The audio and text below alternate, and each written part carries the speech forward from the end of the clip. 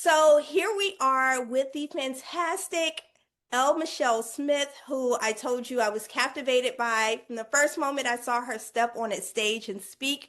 Thank you for being with the Winning Season podcast. I am so happy to be here. Thanks for having me.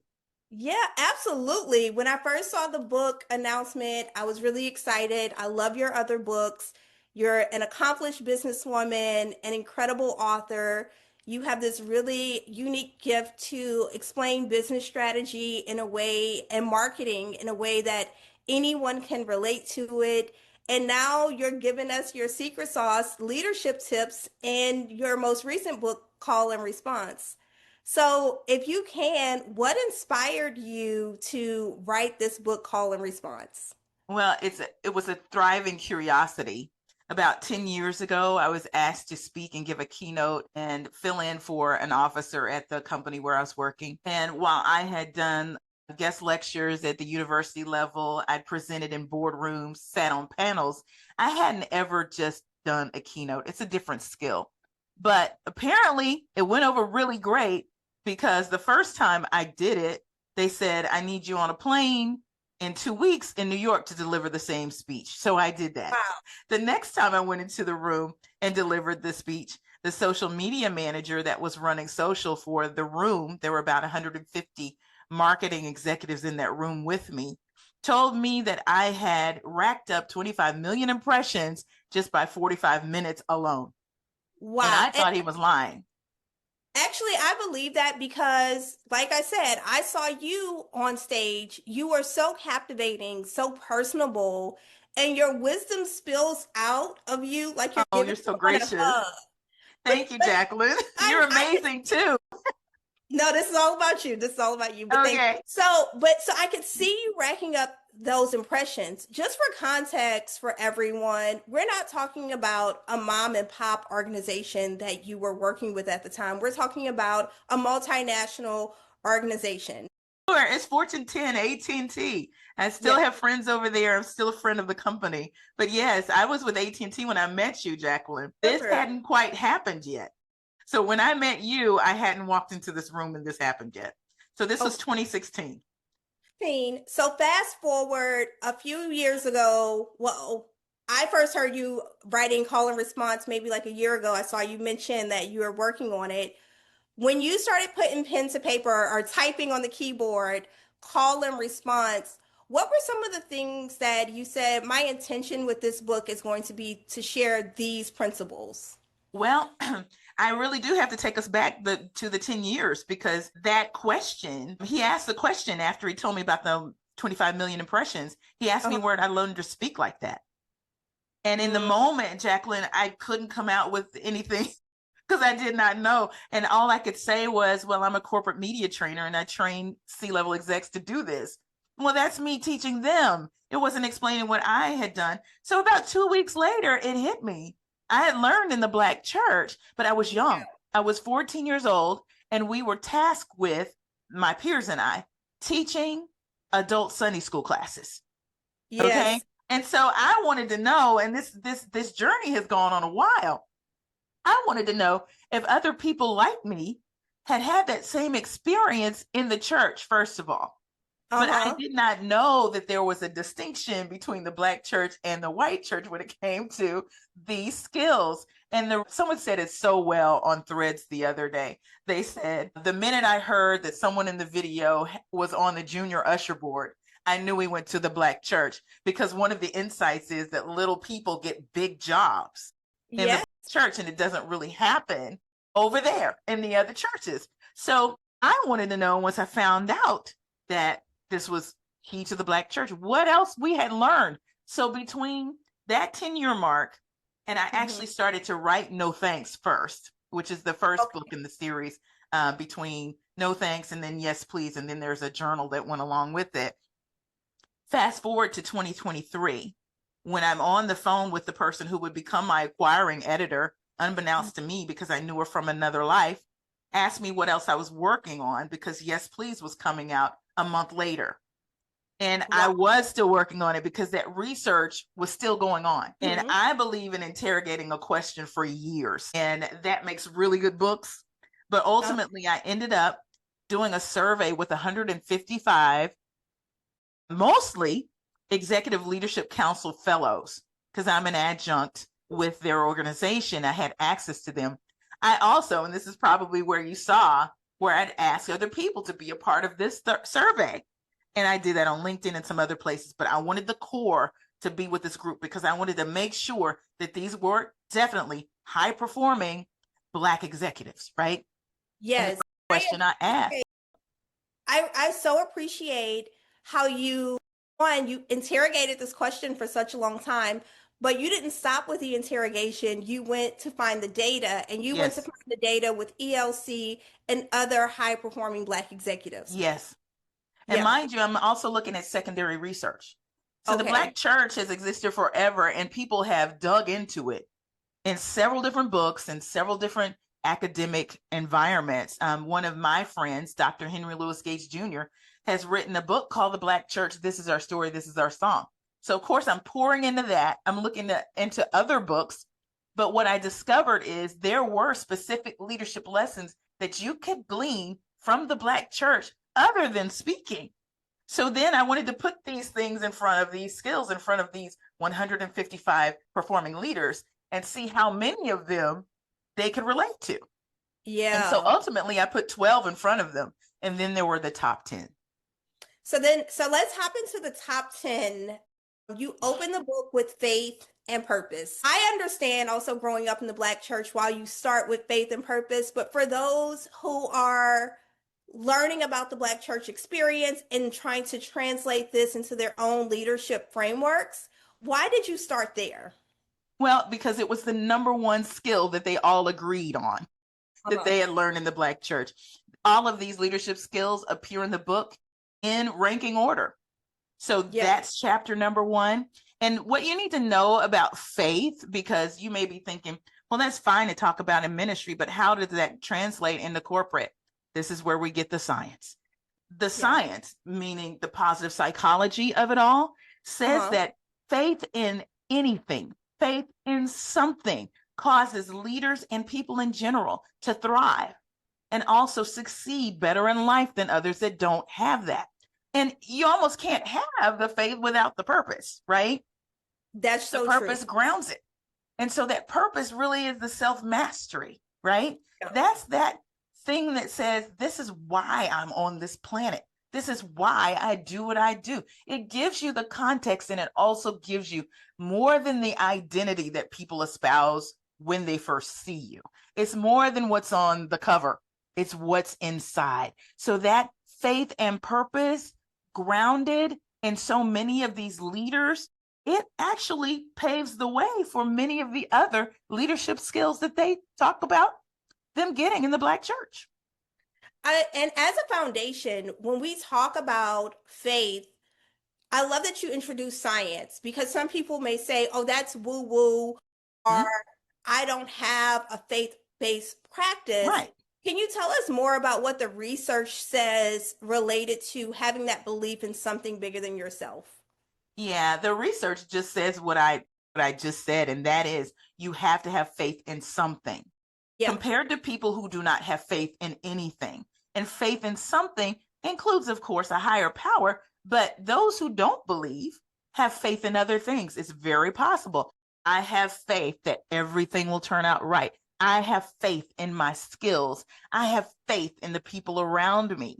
I have Hmm. faith that something better is coming. And as you can tell, there's some hope theory in that woven Yep. in there. There is Some some growth mindset anticipation. sprinkled. Yes, it builds on in the perseverance. You can't have perseverance without hope. You have to have a purpose to understand your why so you know why you're moving forward.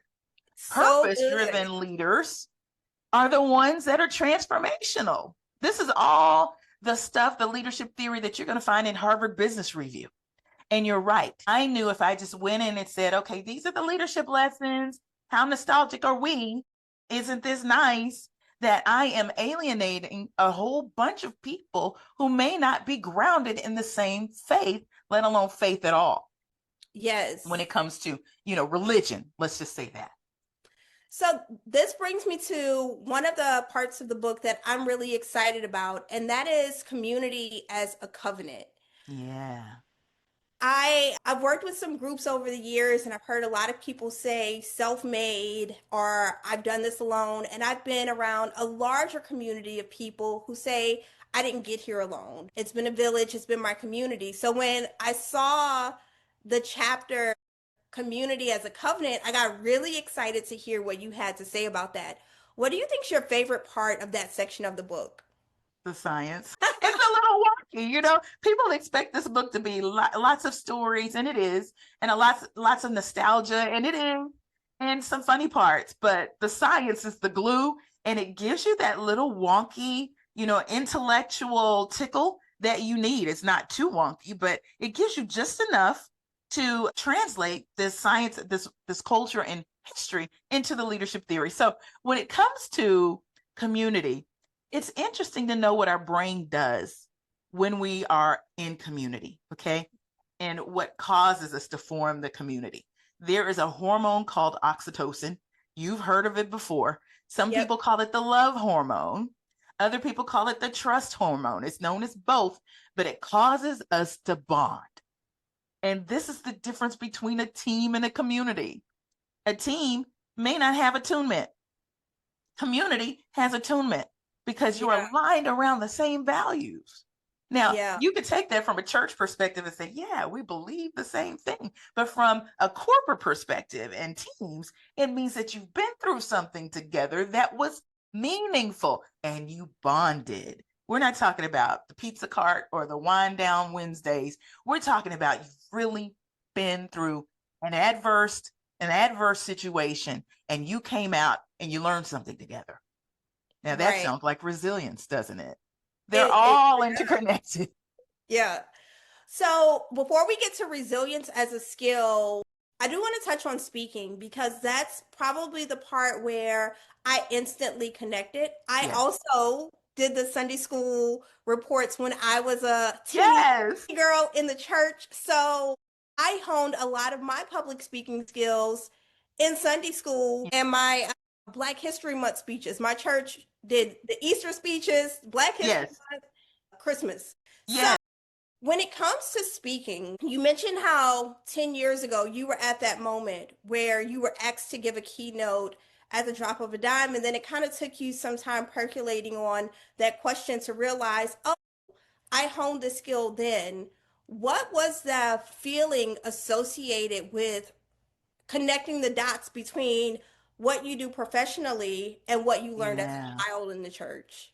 You know, so much of what we do in business, there's this underlying unspoken separation of church and state where you don't talk about faith in that area.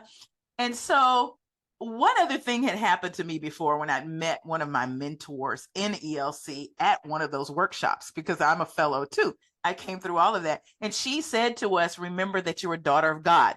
That kind of just like, wait, whoa, I'm in a professional environment and she says that and she can say that and we can all say amen. So it was that I felt like I had one more piece of evidence that showed that there was overlap between leaders who were set apart as extraordinary and high performing. And I Mm-hmm. wanted to know if there was more there. I knew what my experience was. And I knew that so much of what corporate values and character and ethics and all of these things, they really did depend on what I knew when it came to my faith and my church world and my religion. I just couldn't talk about it. I could be that Christian in the corporate sphere and everybody was okay with it. But the minute I talked about it, that was a problem. So for me, I was like, is there a reason for us to actually talk about this? I need Yeah. to figure out if there's a justification to talk about the same skills that we're learning in this religious environment, observe it like it's something like a specimen, like you would in science, to take the religion out of it, if you will, take the spirituality out of it, dissect it in that way. And gee, I wonder if I'll come out with real leadership theory. That's what was driving me. And that was that feeling like, aha, like, what is this? So I started digging. Yeah. So that's a great segue to resilience because Mm-hmm. you're presented with a question, you're showing up on stage, you're dynamic in every aspect. 10 years process, you released your second book, and then this one, the opportunity came up.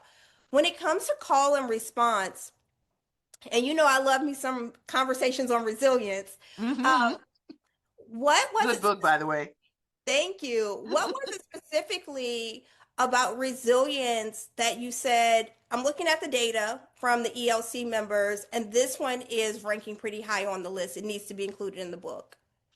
Well, there's a story that I tell about listening to my grandmother in her wood frame home that she shared with my grandfather in far southwest Arkansas, almost East Texas.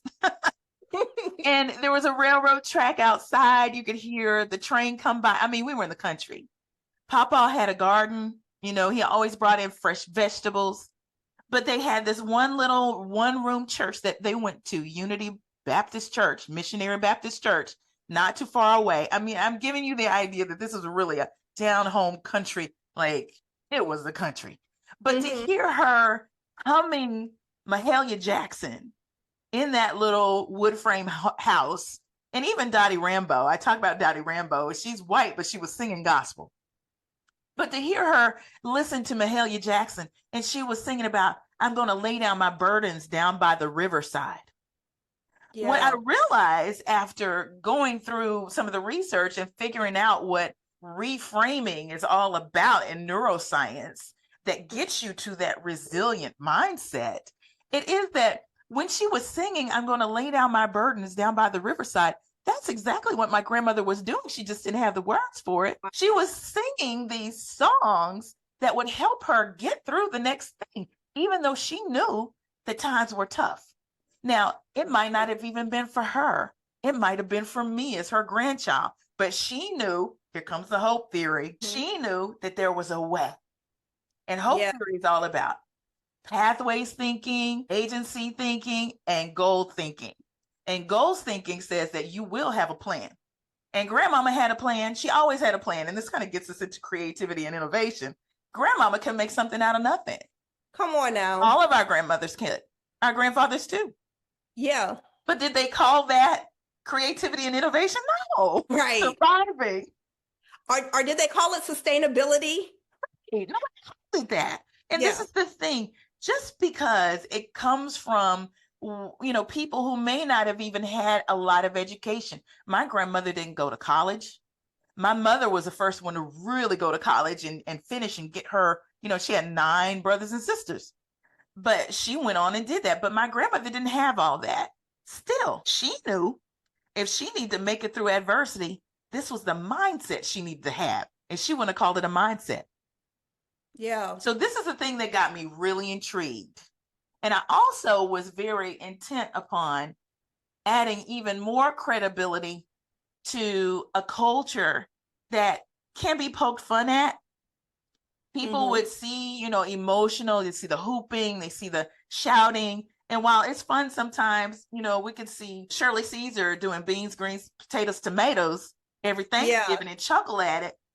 There becomes sort of this maligning attitude about what is ours and what many of us don't want to claim, but what got us through the civil rights movement and got us out of slavery. Even if you don't believe, you've got to give credit to that institution. So my question was, what was it that was in those walls and, radiated outside of it? Because mind you, grandmama was singing in her living room. That was the Black church finding its way. And okay, let's just be historic here. The Black church started out, it had no walls, none. Mahalia sang that song for a reason. Down by the riverside is where we had to, as enslaved people, sneak out in the cold of the night, into the woods down by the riverside to gather and worship because it was against the law for Black people as enslaved people to gather, first of all, but they couldn't worship in public unless they were in one of those white churches where they were still enslaved people and couldn't be who they wanted to be and And treated poorly. you bring up so many valuable points about the institution of the Black church and the leadership. And when you mention overcoming enslavement and moving through the civil rights movement, there are so many lessons and so many leaders that train communities on voter education and citizenship, especially in the US, to help progress through that. Call and response is pulling out those lessons that have been hidden and Yes. kept just inside of some cultural boxes. And now you're saying, come learn about this culture, learn about our experiences, but also learn about how to apply these leadership principles to your work. So, when you're thinking about what life you want this book to take, what are some of the, let's say, maybe the top two takeaways that you want people to understand as they really get into call and response and apply the principles to their work life? Well, first of all, I couldn't have planned a better time for this book to come out because we are living Amen. through a time. Okay, first of all, it's Yes. a time. But let's think about what's really going on. We've got return to office, which is harsh. People are serving up ultimatums on the daily. If you don't move here, if you don't do X, Y, and Z, your job is gone. We are Yeah. watching, that by estimates, people are saying 600,000 Black women lost their jobs by now. It started out at 300,000. And that's Right. not even to mention furloughed workers, federal workers that were let go, the DEI rollbacks, people who had nothing to do with And that's those not things that I including just the, Yes. Entrepreneurs, let's talk about it. How many contracts did you not renew? oh, There was at least one that I lost at the beginning of last year because of who was coming into office. absolutely. People were afraid, right? So the entrepreneurs have been hit.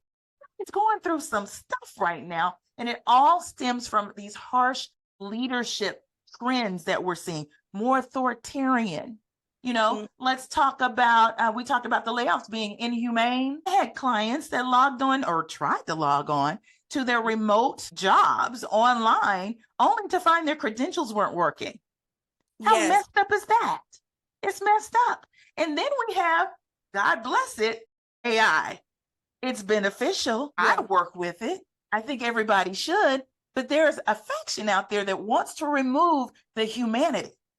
And we know that the thing that makes AI powerful is adding the humanity into it. So what I'm trying to do is looking at these leaders that I've interviewed for this book. I'm telling my story. One thing that we all have in common, we are heart-centered leaders. We Yes. put people first. And what makes a heart-centered leader? They are courageous. They are brave. They are also emotionally intelligent. They tap into emotions of themselves and others, and they use their intuition, and it's a strategy, not a soft skill. The other thing that they do, You're about to get my call and response. and the other thing that they do, they are masters at forming community. Yeah. Masters. And, they can speak very well because they're influential. They can tell stories and people will just follow along, right? So These are happy. amazing leaders, and they're innovative. They are innovative. What if we built more Cent Marshalls, former Dallas Mavericks CEO and AT&T executive? What if we built more Carla Harris's from Morgan Stanley? What if we could build more? Well, there's some conflict in the book. And the conflict is, because I have two audiences here. My first audience is the Black church and the ministries. Actually, that's my secondary one. My first one is corporations and businesses, okay? My first one says, corporations, don't you want more Carla Harris's? This is what we need to build them. Now, I know all of you didn't grow up in the Black church, but here are the tools. Because the book has the leadership lessons, but it also has a powerful framework and powerful questions to at least get you to strategize. And I'm building curriculum too. Now, for the churches, I'm saying, we have a problem. NASA or Houston, we have a problem. The problem is this. If I got it young and you got it young, Jacqueline, right? Where are the young people? And why are they not around? And what are you doing now that's different from what happened back then? Now, mind you, I love technology and I love me a big box mega church. I go to one, okay? And But I love my Baptist, but you don't learn no skills at Bedside Baptist. okay, so let's talk about what HR is seeing. HR leaders are seeing that communication skills are going down the toilet, especially Yep. with these new generations that are coming into the workforce. Because these kids and students that came out of college during the pandemic lockdown, they interviewed, just like we're talking right now, on Zoom, on Virtually. Teams. They went into work remotely behind these screens and keyboards. And now that they've returned to work, guess what they're having a problem doing? Social learning and interaction. Yes. Yep. What I heard one HR leader say to me was, when we call them, just pick up the phone and call, they see that as confrontational. When we come by their cube, they're like, is somebody ready to fight? Because they're just not used to that interpersonal communication. These are things we got to work on. And so the church has also experienced the same thing. Pandemic happened, a lot of churches shuttered. The ones that came back had a hard time getting them to come back. Because why? Online churches like Bumble. You can go to Wheeler Avenue in Houston. You could go to Alfred Street in Virginia. You can go to Abyssinian in New York City and Freddie Haynes at Friendship West in Dallas, all in a matter of swiping. I That say is swiping, but you know what I mean. I know what you mean. You can say, well, why leave the house? So there's a New York Times article that came out at the end of 2024 that says Black church has a Gen Z problem because they won't come to the building. Yeah. Now, and that is part of the equation of training the next generation. I'm curious about two things. I'll start with the first. Something you said a few moments ago about the skills that St. Marshall has and Carla Harris. One of the skills that I've always admired about these two is the integrity. There is a deep-rooted integrity. And when you see what's happening in our country right now with a lot of business leaders, there's a lot of questions about, is that integral? It might be ethical, question mark, maybe legal, presently legal, but integral, that's missing. What are your thoughts on that? Well, one of the leadership lessons is accountability, but the accountability that we speak of, that these leaders said that they had, was self-accountability. And integrity is a part of that. Do you show up when you say you're going to show up? Do you do what you say you're going to do? Do you follow through? And that's integrity. These people have learned character very early on. And this is the thing. You'll find out their little stories, because there's some things that people don't know about St. But when you hear it, you're going to say, oh, that makes perfect sense, you know? Or even Carla, who actually grew up Catholic, but was moonlighting at a Black Baptist church. That's all I'm going to give you. Okay. But she learned some things and she learned to apply those things. But you're right. Both of these women, and even many of the men that are in the book, talk about how this desire from inside when they were very little made the difference when it came to wanting to show up and follow through with the mission, even when their little legs were dangling off the side of the chair because they couldn't reach the floor. They found that deep inside.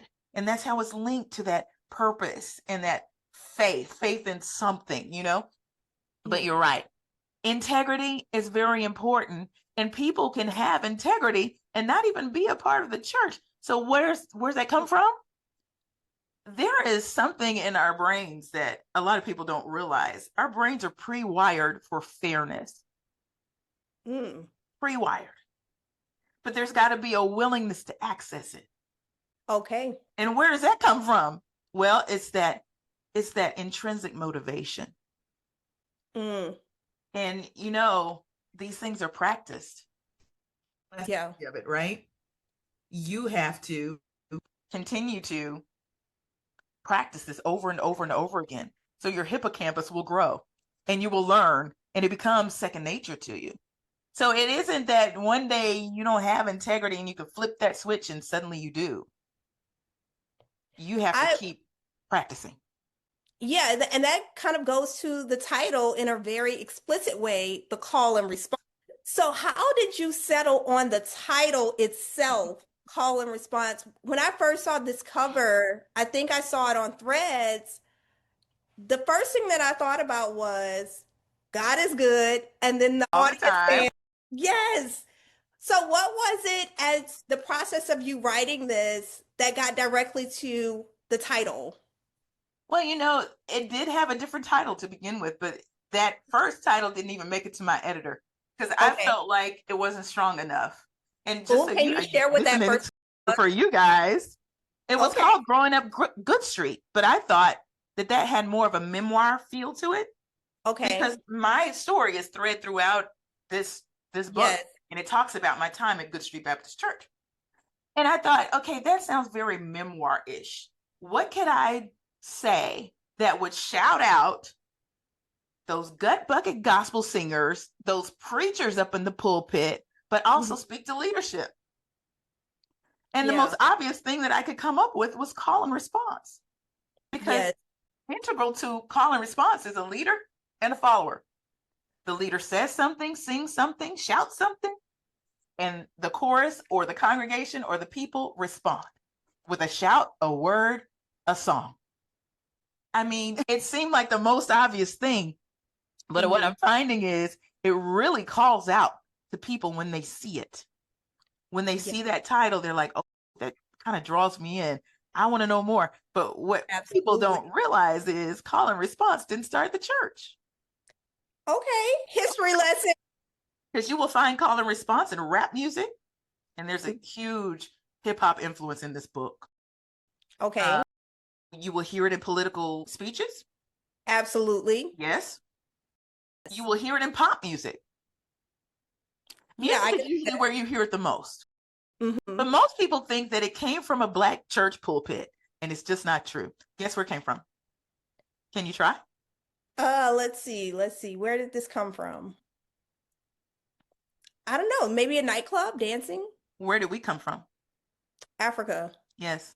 Hmm. Sub-Saharan Africa. When they were working in the fields, now they were not enslaved people, but they would do this call and response as like a work song. They'd be Wow. singing, and someone would lead out and say something, and they would respond. Call and response survived the Middle Passage. That's how it That's got here. incredible. So you would see it in the fields. You would Yeah. you would hear it in the fields. Someone would sing or say something, and the people repeat it. It's Mm, only a natural progression for it to get into the pulpit in the church exactly. or to get into our songs. And to translate into culture overall, as Yes. you said, now into music. Yeah. Well, I say in the book, I make the assertion that Black preachers and rappers are two sides of the same coin. And I don't disagree with you on that. They really function in the same way. Their Yeah. pulpits are different. Yeah. But then No you have some lies people detected. that, go ahead. I said no lies detected on that. You also have some people who are both, and I shout them out too. And what's Yeah. interesting is Reverend Joseph Reverend Simmons. He Mhm. comes up in this book simply because Curtis Blow was the first commercial rapper to record a song with a call and response. It's called The Breaks. Wow. When your woman steps out with another man, that's the breaks. That's the breaks. It's all through the song. And guess who his very young DJ was? Reverend. Reverend. Wow. You So are, Curtis Blow is a preacher. yes. Reverend is a preacher. And then you cross over into Christian contemporary or whatever. You've got Lecrae. You've got Kirk Franklin, who started out rapping. Yeah. And by the way, he doesn't really sing. He does not. He is a great Trip orator. Lee, Hammer, Yeah. Mace, preachers. So this makes me also think about, I'm just going to go back to Carla Harris because Mhm. she uses call and response in her keynotes. Having been in the audience to hear her speak several times, she has this way of captivating you with the call and response and to reinforce what she's speaking to you so that you retain it and hopefully apply it in your life. Yes. So You know what else she does? what's that? She reads a room. Yeah. She pivots. And, if you speak, I speak, Those of us who have been through training that know some of the skills that you need to speak. One of the things we always say is do not memorize your speech. And the reason why you don't memorize your speech is so that you can read the room and pivot. Absolutely. Carla does this, and she says this in the book. She will read a room as she's speaking and know whether she should take the message here or there. And guess where she said she got that skill? Church. Singing in the Black gospel choir in a Wow. Baptist church. Because you Yeah. have to listen. Again, that's that attunement. Absolutely. I can see it very vividly now. Yes. And then you have to read the congregation. So let me slow down for those who are not familiar with the Black church experience and they didn't have the same visual Yeah. did. Mhm. Walk us through what that moment is so that they can connect the dots for that leadership thread as well. The moment in the gospel When choir. you're in the choir and you're Okay. reading the room and you're adjusting. Okay. So, and from a singer, I'm a trained singer, what we used to do and what we still do today, you have several things going on at the same time. And this is what makes gospel different. One of the things that makes gospel different. It's ad-libbing that happens. And the Yes. ad-libbing can come from the director. That's one person. So the director may take you down an avenue that maybe you didn't even practice, but you have to stay locked in with that director to know what to do. Yes. The other thing that can happen is the lead singer may take you somewhere. You have to be willing to go, and you have to be able to go on time and when the Spirit says so. And that's the other thing. We're all attuned to the Spirit, but Right. one thing that they're not saying is that they're also attuned to one another. And that attunement happens in our brains. And here's the brain science. When we sing together, two things happen. Are you ready for this? Ready. Logically, our heartbeats sync. If you and I start singing together right now, Jacqueline, our heartbeats will start beating in the same pattern. Is that amazing? Wow. That is. Now, in our brains, it's called attunement. Our brains sync too neurologically. Mm-hmm. Now, if you add in, this is where the gospel music takes off of the cultural nuance. If you add in the social cohesion that Black people have, and that's the bond that we share after generation over generation of shared experience and adversity, this is why we know what to do, and we knew what to do on Black Twitter. Twitter shows up, we get on there, Black Twitter like magically emerges. Why? Absolutely. We know what to do when we get in a room, when we get in a space. It's this attunement, right? So you get that going with the music, you get some amazing things. You start to see the choir vamp, and by the way, the vamping rewires the brain too. So if you have 3 positive emotions coming out of one song, hope, joy, inspiration, those are 3 of the positive emotions. Neuroscience says that your brain can overturn a negative mood and it can reframe whatever adversity that's hitting you right then. Okay. So it's more than spirit, y'all. It's science. That science, yes. And then to just close the loop on that reading the room part, when you're in the choir, you're paying attention to everything around you. You're in sync with the beat, you're in sync with the director, if there is a choir director, or the lead person who's singing the song, and you're paying attention to the movement of the audience. Yes.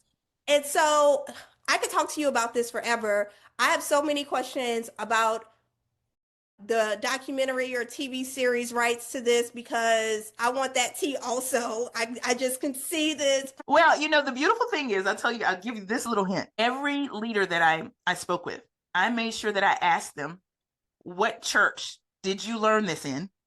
Mm-hmm. And the other question is, are they still around today? And all of these churches are open and functioning.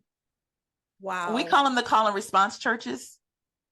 And we're reaching out to each and every one of them to let them know that they built leaders, because many of them aren't the big box churches. In fact, 98% of them are not. The Good Street churches. Yes, exactly. Yes. And in my case, Greater North Shore. There you go. Those are the ones. So where can people get this book? And also, what is a call to action that you have once they are able to integrate this book into their leadership practice? Well, first of all, if you pre-order it before midnight tonight, like at 11:59, it's a cutoff, there is a digital workbook, February 9th. before midnight, you will be able to pre-order, but you'd also be able to upload your proof of purchase and get this leadership learning toolkit. It is a digital workbook that walks through all 38 of those powerful questions at the end of each chapter. There are like 5 at the end of each chapter, something like that. And there are audio tidbits of me giving commentary on each one of the leadership lessons. You want to do that, okay? It's free. Other than that, what I'd like for you to do, whether you're churched, part of the church, not a part of the church, Christian, non-Christian, Buddhist, whatever you might be, black, white, purple, green, everybody can build their muscle in these leadership skills. We all should be striving to become these heart-centered leaders. So I would suggest that whether it's with your small group, whether it's with your organization or your team, that you look into the curriculum that's coming. And I would be very happy to show up at your organization, your small group, and walk you through some of this, whether it's through a workshop or even just a speaking engagement. If you want to do a whole seminar, we're ready. We have universities that are already asking for this curriculum and companies as well. I just want to tell you all, Winning Season community, you know how much I love learning and development and how much I'm a bookworm. I can tell you hands down, Oh Michelle is one of the best investments you can make for your organization. Bless you. Genuinely, that's how we met. We were Yes. at a conference and you were on stage. The books that she's written are so good. You want to buy cases of them, give them to your team, bless you. bring her in, let her walk you through them, but most certainly take advantage of the questions that she's presented. And I get it. Everybody's going to say, where's the time? Where's the time? I'm rushing, putting this fire out and putting that fire out. But just like with networking, the best time to network is when you don't need to. The Yes. best time to read this book is before you hit a crisis moment. Yes. And So- here's the thing, you know, I help people get to the C-suite. Yes, And if you are serious about it, I strongly advise you. one for you this. and 2 for your crew. Yes, That's there how you this go. book goes. Absolutely. So if you go to lmichellesmith.com/call and response, you can not only buy the book, but you can click and put in a request to have me speak. You can click and buy your book orders. They're discounted. Or you can look more into this curriculum. There's some explainer videos and some briefing documents that you can take and merchandise with your decision makers. Absolutely. Well, thank you for coming on. I know your schedule is jam-packed, and I appreciate you allowing me to go over a little bit in our interview today. And to the Winning Season community, once you get your books in the mail, please take a picture of them, post them on LinkedIn or whatever social media you're on, and tag El Michelle. Remember, 1 for you and 2 for your crew. And until next time, continue to emulate excellence and eliminate excuses. Thanks, El Michelle. Thank you so much, Jacqueline. God bless.